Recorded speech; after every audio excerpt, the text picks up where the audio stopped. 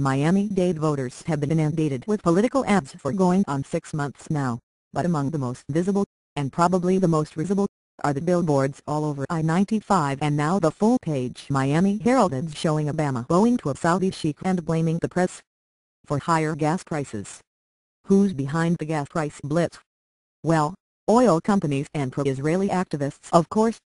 About 2 months ago, a handful of these billboards popped up around South Florida, contrasting gas prices when Obama took office to the cost at the pump. Thank you for trying verbose. This recording will go away once the product has been purchased. Today, the ads are hilarious for any number of reasons.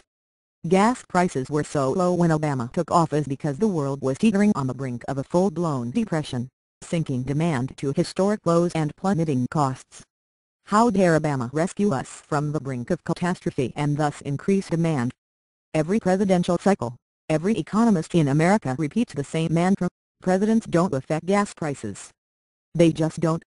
The University of Chicago economist recently polled 41 economists from across the political spectrum about whether presidents, rather. Thank you for trying verbose.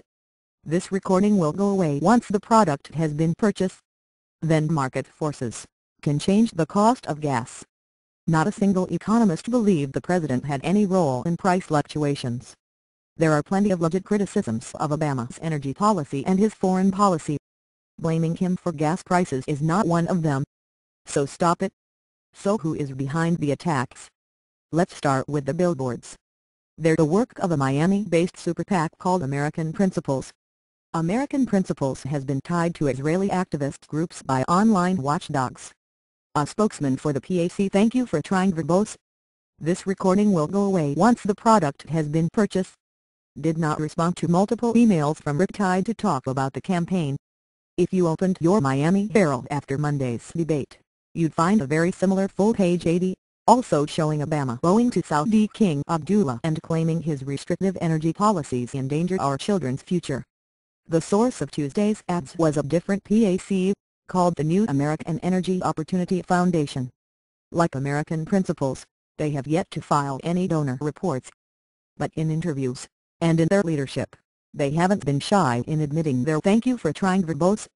This recording will go away once the product has been purchased. Working for Big Oil.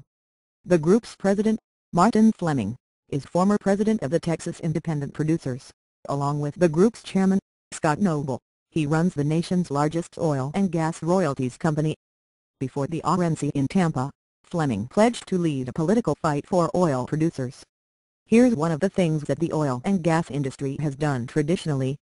We've sat around the table and talked to each other about how we wished things were different, and then went back to working and didn't do anything about thank you for trying verbose. This recording will go away once the product has been purchased. Fleming said according to an NPR report. We decided that the stakes in this election are too great to continue to sit on the sidelines. Fleming's group argues Obama has erred by halting drilling in federal wildlife preserves. Obviously, oil producers could make more money if Obama opened up more domestic drilling, but would it affect gas prices? Nope. As this analysis points out, prices under George W. Bush rose from $1.45 a gallon to more than $4 even as he set new domestic drilling records. Why is that? Because thank you for trying verbose. This recording will go away once the product has been purchased. The U.S. produces less than 2% of the world's oil while consuming 20%. No matter how much more drilling we open up, we'll always be a buyer on a global market. All that extra oil we produce will just get sold to the highest bidder without making a dent in the global supply. It's almost as if Fleming's group cares more about making money for the oil industry than helping American consumers.